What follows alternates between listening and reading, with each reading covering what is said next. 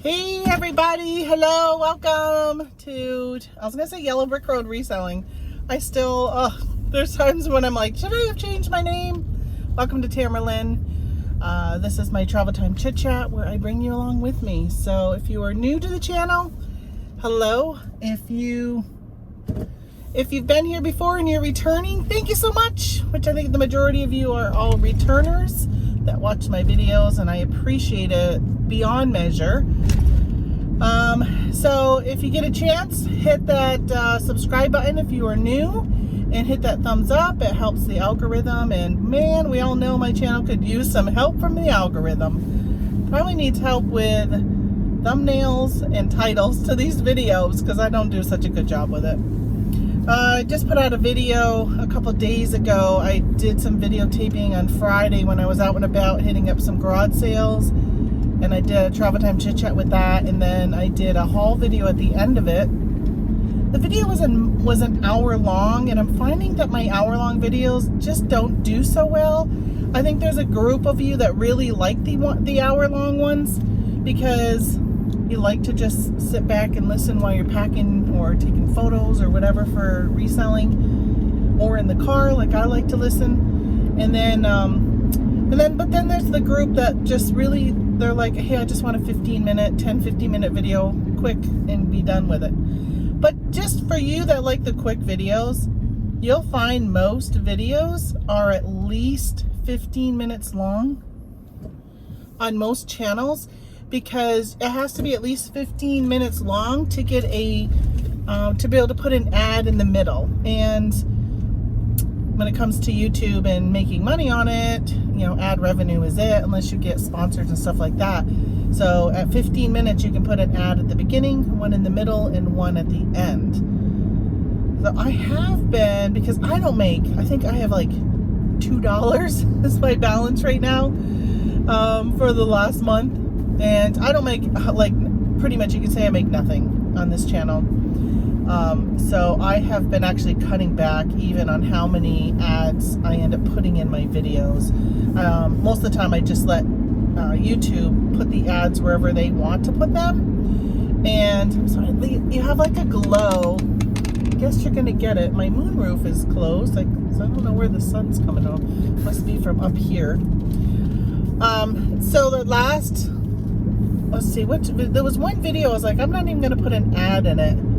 I can't remember what I was talking to you guys about, but I thought, I'm just not even going to put an ad.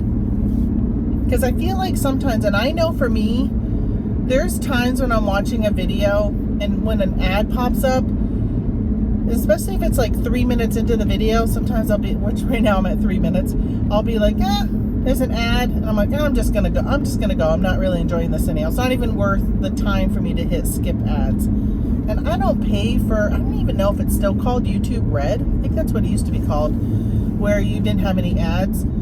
I don't pay for that. And I know there are some of my listeners that do pay for no ads on YouTube. I don't know. I've never gotten to a point where I don't, like, it's no big deal just to hit skip or just to listen to the 10-second ad. There's actually times I've actually listened to an ad purposely, the whole ad, because I've enjoyed what the topic was. But I will say most of the time, the stuff that comes up is, like for the longest time, I was getting Macari ads. And I'm like, Macari, you're wasting money advertising to me because I already list on you. Same with Whatnot. I think it was last late summer, fall, Whatnot was doing so many ads on YouTube, and I was getting a lot of ads when I would watch any video. So now it's just like, all right, now I don't see very many of those at all. But all right, so I'm heading out. I just stopped at the post office, dropped off. I think I had 8 packages today, and today is what, Tuesday? And yesterday, I think I had 8 or 9 yesterday. So I'm feeling pretty good. I sold one of my mom's journals that she makes, and that always gives me like such a warm feeling when I sell one of her journals.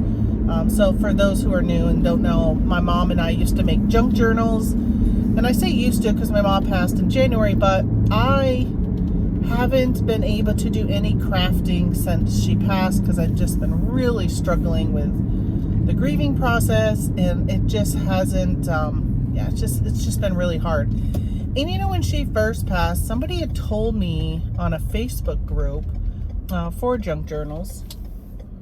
Okay, so I am hoping that this road is going to be open all the way through, because it looks like they're paving it. I thought they had closed it last week, not this week.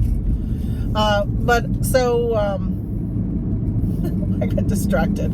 But of course, I was talking about my mom again. I know you guys are probably like tired of me talking about her. Well, I'm going over to her house today. Oh, so somebody, when I posted that she had passed and I had lost my partner in the junk journaling world, she had said that her mom had passed, and it took her 5 years. Her mom was also doing crafts with her, and it took her 5 years to start doing junk journals again. I'm really hoping it doesn't take me that long. I'm really hoping it does not take me that long, because I just find it really relaxing to do it.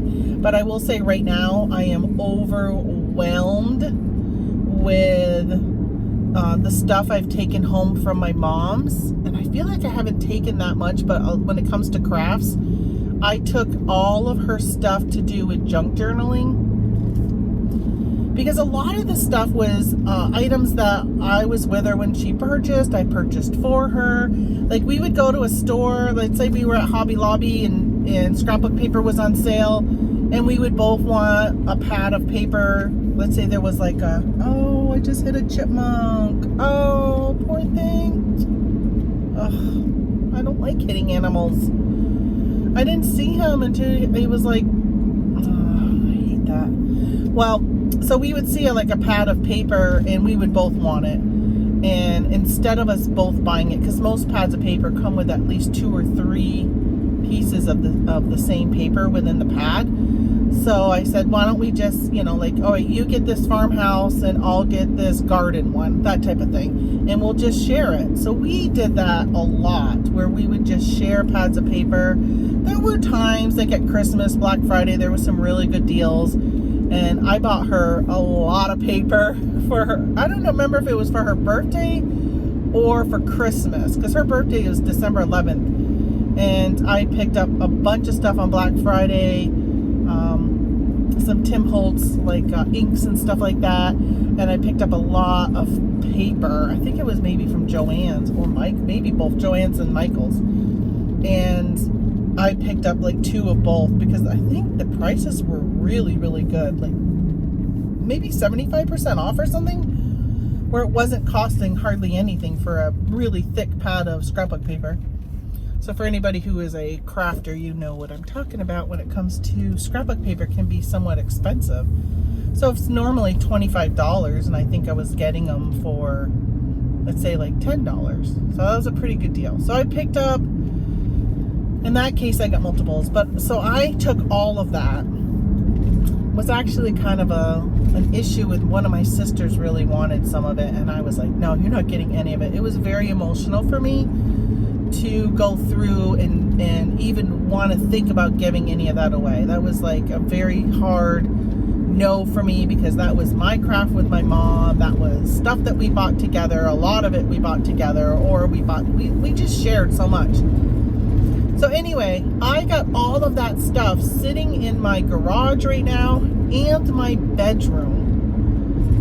And I've got like a very small, narrow walking area when I get out of bed to go around to go into the master bath. It's like very narrow for me to walk through, because I've got so many boxes and totes and stuff kind of just sitting there, because I don't know what to do with it. I don't know where to put it.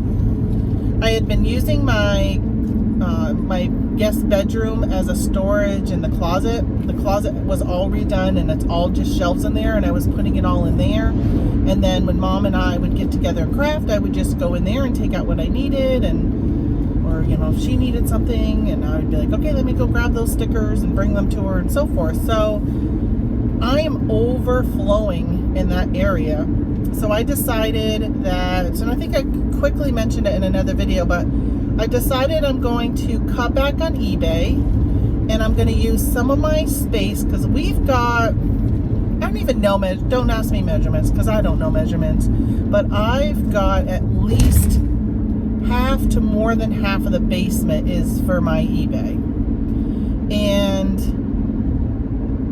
it's just a lot of space. I'm very, very fortunate how much space I have. I've got a lot of space. And so I would like to take some of that space and take it away from reselling and turn it into a craft room. Because normally when I would craft, we would do it in the dining room, which my mom was handicapped, so she couldn't go down my basement stairs. But you can drive around. I have a walkout basement, so she could have driven around and then walked in. And I got a bathroom down there and everything. But in the winter, it's just harder. Like, you got to make sure you got good snow tires on to be able to drive around and come in that way.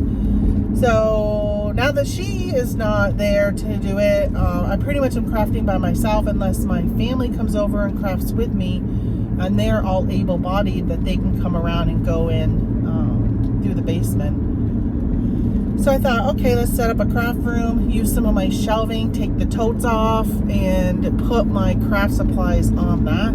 So that's what I've been working on. Last week I did a lot of listings, been going through, I think Bonanza told me I had over 100 listings new that I haven't imported or done anything with, because I haven't turned my Bonanza back on. And they sent me an email telling me something, and I'm like, oh, I bet you it's all the listings I put up last week. And then yesterday, I had to let a house cleaner. So when my mom got hurt in December, I reached out to a girl on Facebook, two of them, to see if I could hire them, or my mom could hire them, I should say, in January to start cleaning Ma's house every week, because that was something that was just really hard for her to do.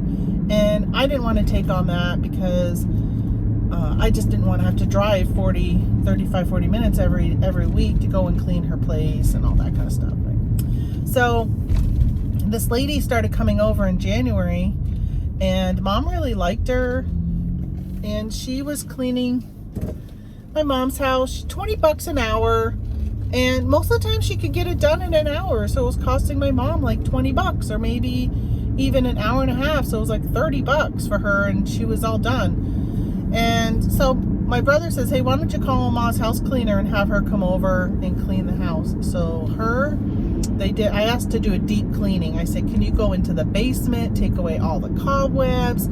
She cleaned out the oven and the refrigerator, underneath all of the sinks. I still had like the cleaning supplies and stuff under the kitchen and the bathroom sink. So she put all that stuff into 3 totes for me and cleaned underneath that, but then just cleaned the whole house. And so she brought a worker with her, and it took them 7 hours total. So it would have been 3.5 hours. Yeah, 3.5 hours for the 2 of them. So 7 hours combined. And so it cost me $140 to hire somebody to come and do just a very deep cleaning. And she's coming back tonight to weed my mom's flower garden to get rid of all the dandelions, because I'm hoping that next week we put the house on the market.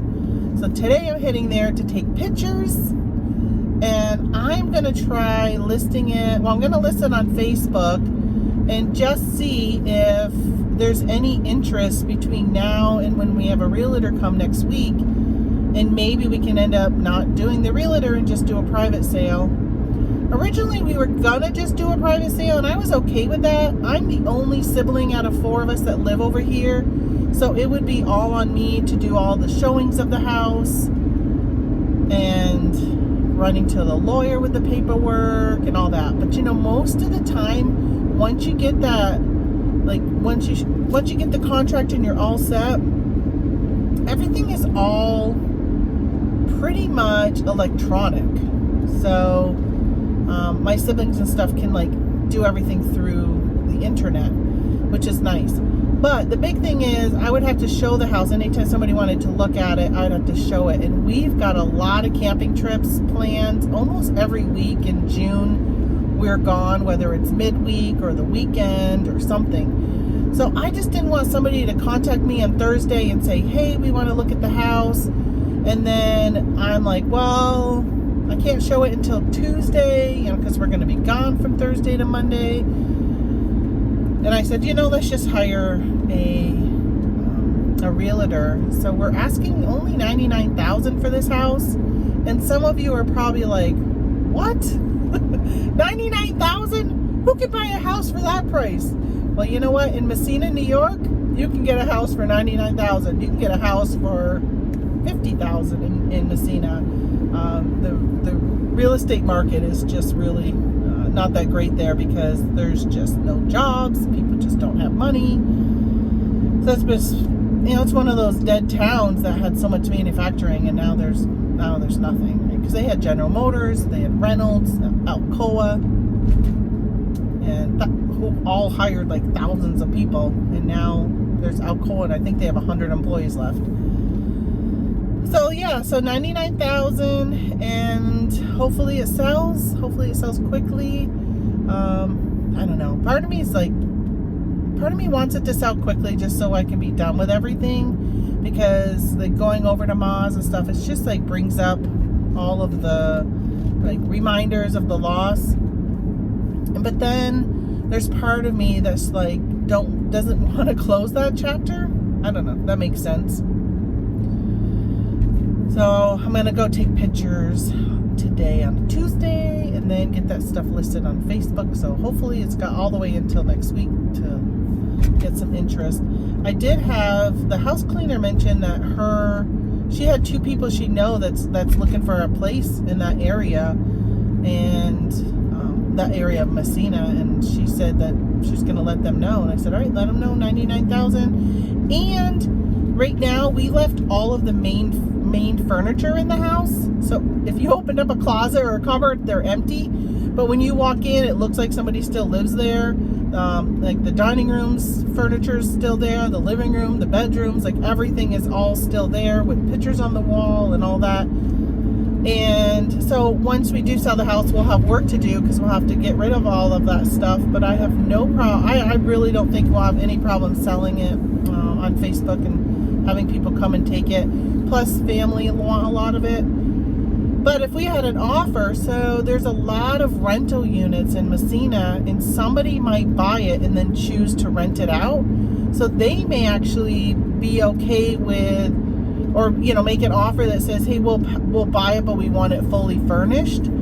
So that was good. So I did mention that to her. I said, well, if whoever it is that's looking for a place, if they need furniture or anything, like that can be negotiated into the sale of the house, because I mean, if it sells the house, then we would definitely do that. So, yeah. But finding a realtor around here has been a challenge. Now, there are a lot of realtors, but they are not good. Most of the realtors, I shouldn't even say most, pretty much all of the realtors, they must have all gone to the same realtor school and don't understand what it's like to sell a house. Like, I wish I was younger and looking for another career, because I probably would even look at getting my realtor license, because I think I could blow all of these people out of the water. When we sold our house in Vermont, we had twice we sold houses in Vermont, and the people that came, they come with like they have a stager who comes in, whose job is just to tell you how to stage your house. You know, because they're like, take those brown towels, because we had like a dark green and brown bathroom on the first floor, and it was like a woods theme, you know, like a rustic woods theme. And she's like, take all the brown towels and go buy white towels and hang white towels. She came with her own like bouquet of flowers to put on the dining room table, like fake flowers. I don't know, like pick up all your throw rugs, take away all your family photos, take them down. Just like a lot of little tips here and there. And she says it makes a big difference when people walk in, they want to picture them living in the house. They don't want to picture somebody else lives there. Like, they don't want to see your family. They want to see their family. So yeah, it was, I don't know, like on your kitchen counter, like remove everything. And she had us buy this little lamp, and she put this little tiny lamp over in the corner so she could have that, so that would be turned on when somebody came. And I'm thinking, who puts a lamp on their kitchen counter? But it was just really interesting. But I'll tell you, we sold our house in one day in Vermont. When we put it on the market, it was sold in one day. And she goes, it's all in how you even stage it for pictures, because the pictures are what drive people to come even look at the house. And you got to get them to come look at the house in order for them to even be thinking about buying it. And when I look at pictures of the houses around here, first of all, they're horrible. Some of them don't even show, like, what's the bedroom look like. Like, they didn't show all the rooms. Or they'll take a picture of my brother. I was telling my brother, I said, yeah, this one realtor I was kind of looking at, and I look at their other listings and see what I think of what they're doing. And I'm like, they took a picture of a dresser. Well, the dresser doesn't stay with the house. Why are you taking a picture of the dresser? Like, that has nothing to do with, if I bought that house, the dresser's not going to be there when I get it. And it's not like it was showing a nice wall behind it or anything like that. Like, people will have dirty dishes on the counter when they're taking pictures. If I was a realtor, I would be taking all those dirty dishes. I wouldn't be washing them, but I'd be taking them all off the counter, putting them on the table or something behind me, taking the picture, and then putting all the dirty dishes back. So the pictures look nice, so you get people there. Don't be taking a picture with the toilet seat and the toilet seat up like a male just went to the bathroom, and then put the toilet thing down. Put the toilet seat down, put the cover down, take a picture of the bathroom. Nobody wants to see inside somebody's toilet. So there's just so much stuff I learned by selling my house in Vermont that I would clearly take those lessons and turn them into doing real estate over here. Because I just feel like if somebody saw my listings, they would say, we want her. We want to hire her. And I don't know, maybe it's because the houses are only selling for $99,000 or sometimes $50,000, and they're like, right. So if you're a seller, if you represent the seller, you get 3%. So as a seller for myself, I'd be paying 6% at closing. 3% goes to the seller realtor, and then 3% goes to the buying realtor. So a lot of times when somebody comes and looks at your house, they might be with a real estate company A, and the person who's representing me is real estate company B, and so it's two different people. So they split it. And so when they could be like, hey, for $3,000, it's not worth my time and energy. I've got expenses, so they don't even, just like with real estate. It's just like when somebody says, oh, I sold $1 million on Amazon. Well, yeah, but how much did you really make? Because if you got a 10%, profit, then you didn't make $1 million. And it's like a realtor, right? They sell your house, they make $3,000. But let's say they were the buyer's representative, if they've got to, they may have showed, when we bought our house in Milton, in Vermont, we looked at like 100 houses. That poor realtor.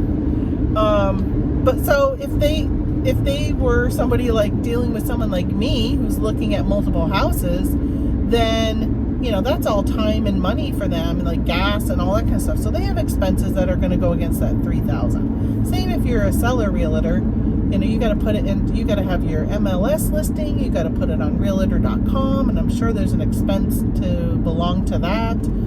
And you've got to have the signs that you put in the yard, so there's an expense to have those signs made. All that kind of stuff costs money, so they have expenses also. So I'm thinking maybe it's just because of this area that it's just not a money grab, versus, because if you're putting time and effort into selling a $100,000 home, a lot of times you're putting the same effort if you're selling a $300,000 home. But you're going to make 3 times as much on the sale of that house. So maybe that's why. I don't know. I just speculate, but all I know is pictures are crap.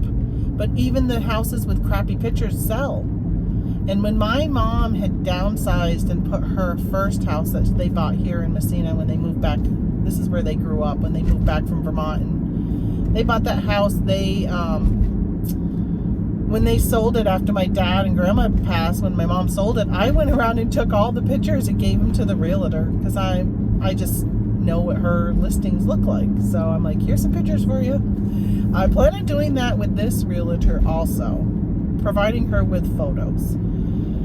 So hopefully, you guys say a prayer for me that we get this house sold and just get things as nice and easy. And I'd love it if I could sell it within the week. I don't think I will. I mean, it's Memorial Day weekend. I really wanted it on the market for Memorial Day weekend. But I have a feeling that if somebody was to call the realtor that we're probably going to end up hiring on a Saturday of Memorial Day weekend and said, I want to take a look at the house, I have a feeling she'd be like, oh, I'll show it to you on Tuesday because it's Memorial Day weekend and I'm not working. I wouldn't be surprised at that. But I feel like if you're a realtor, you kind of have to be available when buyers are available. And most buyers still have jobs and have to work, so it's going to be nights and weekends as a realtor most of the time. I was trying to think of when Tony and I were looking. I think we mostly went during the daytime. Well, he had every Monday off, so we probably would go like on Mondays and look at houses. I'm guessing. I can't remember.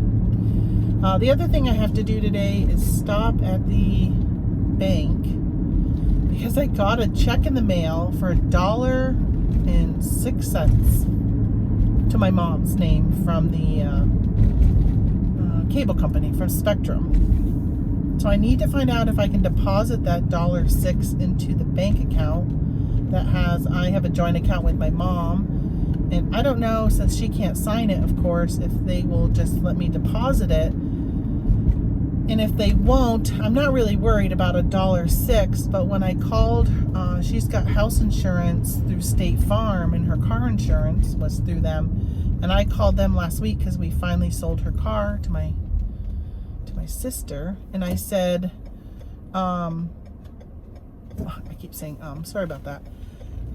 I said, we need to get rid of the car insurance, but we still need the house insurance. And he said, all right, I'm going to change it to the estate of Linda Robinson. And then he said, well, when you sell the house and you cancel, there may be a refund due back to you.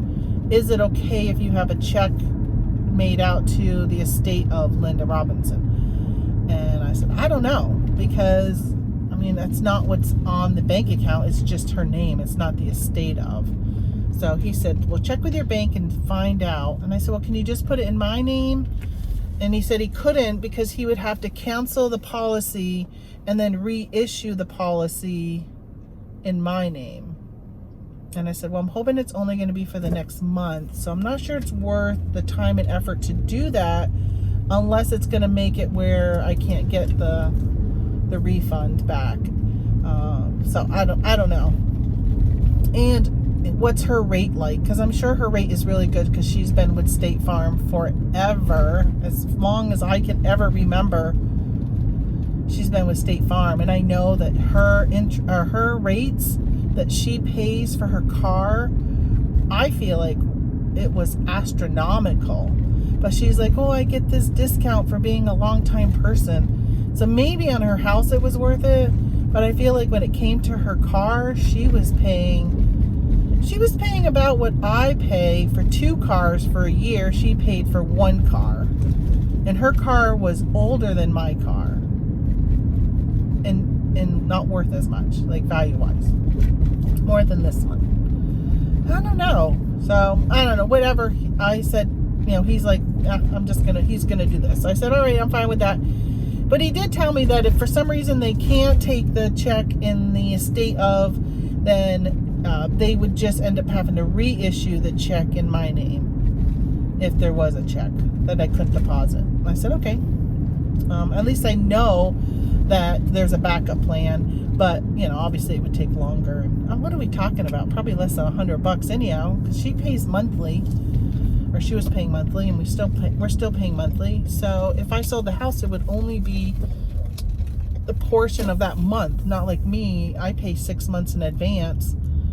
So if I sold it at the beginning of right after I paid, my would be a lot more of a refund than hers. Hers wouldn't even be that much, because she was paying $122 for a month for her house and car insurance. I can't imagine her house insurance was very much. I don't know the new amount yet because I haven't taken it out yet. But, all right, so I'm almost at Maz. What do you got? 30 minutes. So I guess it took me 30 minutes to get here. I always say 35, 40 minutes because sometimes I get stuck behind the train. And I did take a different way today. Maybe that way's quicker. I think sometimes it is quicker. It's all back roads. Ooh, broken glass. I thought somebody was in my Ma's driveway, but it's the neighbor's house. Oh, they took all the garbage. So wait a minute. Why is there only one garbage pail out here? Well, somebody already brought her 2 garbage pails back. She had amazing neighbors. Oh, they mowed her lawn. That's good. Okay, so maybe I need to not park in the driveway so I can take the pictures of the house since they mowed her lawn. Yay, I'm so excited. So, all right, guys, thanks a lot, and I'll see you later. Again, if you haven't subscribed, subscribe. If you haven't hit that thumbs up yet, hit it. All right, bye.